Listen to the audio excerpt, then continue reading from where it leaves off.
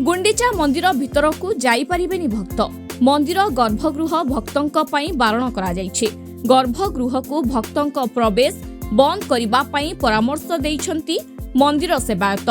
श्रीगुंडीचा मंदिर में भक्तों दर्शन व्यवस्था को नहीं जो प्रक्रिया चली ता उपरे समस्ते खुशी व्यक्त करुछंती, किंतु गर्भगृह को केही प्रवेश करिबे नाही बोली सेवायत माने परामर्श दैछंती।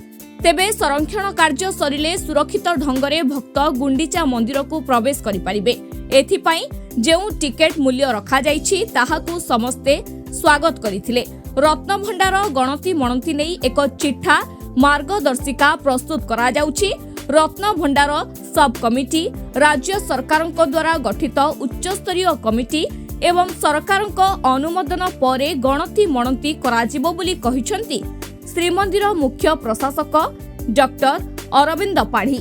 श्रीमंदिर कार्यालय परिसर रे नीति सब कमिटी एवं छत्तीसा निजोग पक्षरु एक बैठक अनुष्ठित होई जाइछि।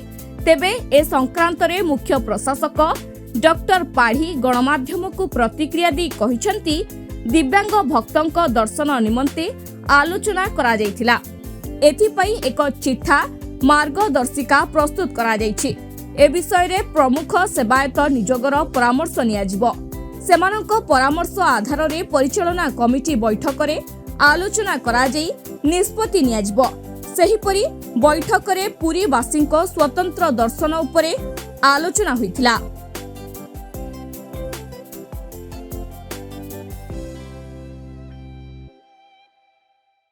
आज श्रीमंदिर छत्तीसा निजोग एवं नीति सब कमिटी बैठक अनुष्ठित हो जाइछि एवं एही बैठक रे चलित वर्षर पहली भोग नीतिर जहाँ भी नीति निर्घंट रही विस्तृत भाव में आलोचना होइछि एवं आलोचना परे उभय छत्तीसा निजोगर परामर्श एवं परवर्ती पर्याय नीति सब कमिटी बैठक रे ताहा गृहीत होइछि बा अनुमोदन होइछि।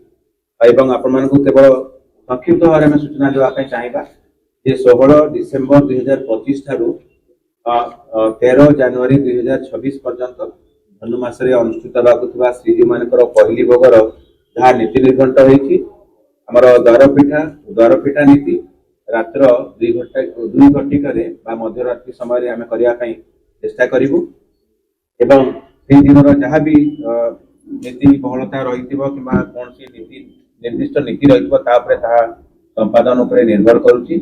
आज भितरच्छ महापात्र आरंभ कर समस्त निजोगर आमर वरिष्ठ सेवायत बंधु मैंने थे विस्तृत भाव में आलोचना होती। तेणु श्रीजीव मानकर पहली भोगर जहाँ नीति निर्घंट रही द्वारपीठा प्रत्युषरु आरंभ हो रात्र पहुड़ 11 घटिकार होगापाई आमे नीति उपरे आलोचना करा जायछि एवं गृहीत होइछि। ठीक सेही भली चलित डिसेम्बर मासर आरंभ होई नीति गुडी गला परे जनवरी मासर 3 तारिख दिन एही दिन देवाभिषेक पूर्णिमा नीति निर्घंट रही शनिवार दिन ता उपरे विस्तृत भाव में आलोचना करा गला। कारण से दिन महाप्रभु मानकर सुनावेश अनुष्ठित हेबो और ता पई जहाँ भी नीति निर्घंट रही ता उपरे विस्तृत भाव में आलोचना करा गला एवं गृहीत करा गला। एवं आमे ता परवर्ती पर्याय 14 जनवरी 2026 तारिख दिन बुधवार मकर संक्रांति नीति निर्घंट उपरे मध्य आलोचना करा गला। सेही दिन मध्य हमर जहाँ भी अच्छी नीति निर्घंट ताकू विस्तृत भाव में आलोचना कला परे ताकू अनुमोदन करा गला। एइथिरे आमे केतोटी बिंदु उपरे आपण मानकर सूचना निमंते आमे कहया पय चाहिबो जे जेतु जदियो जनवरी 1 बा इंग्राजी नववर्ष आमर श्रीमंदिर तिथि अनुसार किछि तार संयोग नाही, किंतु जेहेतु जनगहली रहिबो एवं श्रद्धालु भक्त मानकर शो छुटिबो सेतिपई ता पूर्व दिन अर्थात डिसेम्बर 31 तारिख दिन आमे जहाँ नीति रही से ठीक हिसाब से करी रात्र 11टा भितर पहुड़ पाई आमे समस्त चेष्टा करेंगे बोली समस्त सेवायत बंधु मैंने आमको सहयोग हाथ बढ़ाई एवं जदि महाप्रभु को आशीर्वाद रहिबो आमे निश्चित भाव में कामना करिबा जे पहुड़ हैला परे हमर परवर्ती पर्याय जनवरी 1 बा इंग्राजी नववर्ष दिन राति रे खूब शीघ्र द्वारपीठा कले जहाँ भी भक्त श्रद्धालु माने बड़दाण्ड रे दर्शन सुगम हबो। से दिन अर्थात डिसेम्बर 31 जहाँ नीति परिचालना हम जहाँ नीतिकांति अनुष्ठित हम ताहा उपरे निर्भर करे କିନ୍ତୁ ସମସ୍ତ ସେବାୟତ ବନ୍ଧୁ ମାନେ ଏକ ସ୍ୱରରେ ସେମାନେ କହିଛନ୍ତି ଯେ ନୀତି କାନ୍ତି ସମ୍ପାଦନ ଏବଂ ଶୃଙ୍ଖଳିତ ଦର୍ଶନ ଉଭୟ ପାଇଁ ସେମାନେ ତାଙ୍କର ଗୋଟେ ସବ୍ କମିଟି ଗଠନ କରିବେ, ଯାହାକି ଶ୍ରୀମନ୍ଦିର ପ୍ରଶାସନ, ଜିଲ୍ଲା ପ୍ରଶାସନ ଏବଂ ପୁଲିସ ପ୍ରଶାସନ ଏବଂ ଯେତେ ବି ଆମର ଅଧିକାରୀ କର୍ମଚାରୀ ଏବଂ ଯାହା ବି ସ୍ୱେଚ୍ଛାସେବୀ ମାନେ ଥିବେ ତାଙ୍କୁ ସେମାନେ ତାଙ୍କର ସହଯୋଗର ହାତ ବଢାଇବେ ଏବଂ ପରାମର୍ଶ ମଧ୍ୟ ଦେବେ।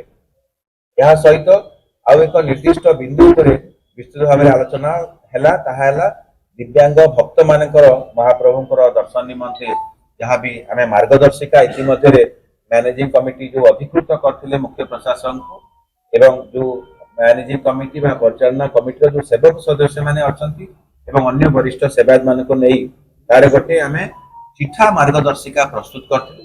ଆଜି ତାହା ଉପରେ ବିସ୍ତୃତ ଭାବରେ ଆଲୋଚନା ହେଲା। ଆମର ଛତିଶା ନିଯୋଗର ନାୟକ ଏବଂ ଯୋଉ ପ୍ରମୁଖ ଅଛନ୍ତି ନୀତିକାନ୍ତି ସମ୍ପାଦନାରେ ପୁଷ୍ପାଳକ ନିଯୋଗ ହୁଅନ୍ତୁ, ପୂଜା ପଣ୍ଡା ନିଯୋଗ ହୁଅନ୍ତୁ, ତଢ଼ଉକରଣ ହୁଅନ୍ତୁ ଏବଂ ଅନ୍ୟାନ୍ୟ ଯେତେ ବି ନୀତିକାନ୍ତି ସମ୍ପର୍କିତ ଯୋଉମାନେ ଅଛନ୍ତି ତାଙ୍କର ଆମେ ପରାମର୍ଶ ଆହୁରି ଲୋଡ଼ିବୁ ଏବଂ ଯୋଉ ଛତିଶା ନିଯୋଗ ନାୟକଙ୍କର ନେତୃତ୍ୱରେ ଆମର ଅନ୍ୟାନ୍ୟ ଯୋଉ ନିଯୋଗର କର୍ମକର୍ତ୍ତା ମାନେ ଅଛନ୍ତି, ବରିଷ୍ଠ ସେବାୟତ ମାନେ ଅଛନ୍ତି, ସେମାନେ ସେଥିରେ ପରାମର୍ଶ ଦେବେ ଏବଂ ଆମେ ଯୋଉ ମାର୍ଗଦର୍ଶିକା ପ୍ରସ୍ତୁତ କରିଛୁ ତାକୁ ନୀତିଗତ ଭାବରେ ମୁଁ ଯେମିତି କହିଲି ପରିଚାଳନା କମିଟି ଅଧିକୃତ କରିଥିଲେ ମୁଖ୍ୟ ପ୍ରଶାସକଙ୍କୁ ଏବଂ ଆମେ ଯୋଉ ମାର୍ଗଦର୍ଶିକା ଚିଠା ଆକାରରେ ପ୍ରସ୍ତୁତ କରିଛୁ ତାକୁ ଆଜି ନୀତି ସବ୍ କମିଟିରେ ଏବଂ ଉଭୟ ଆମର ଛତିଶା ନିଯୋଗ ବୈଠକରେ ତାକୁ ନୀତିଗତ ଭାବରେ ଆଜି ଗୃହୀତ କରାଗଲା। କିନ୍ତୁ ଏହା ଚୂଡାନ୍ତ ନୁହେଁ।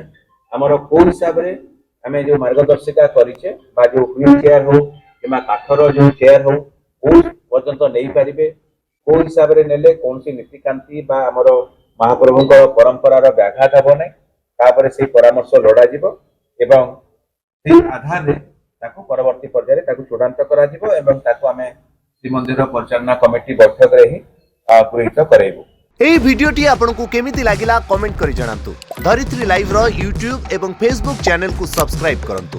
ଅଧିକ ଖବର ପାଇଁ ଲଗଇନ୍ କରନ୍ତୁ www.dharitri.com।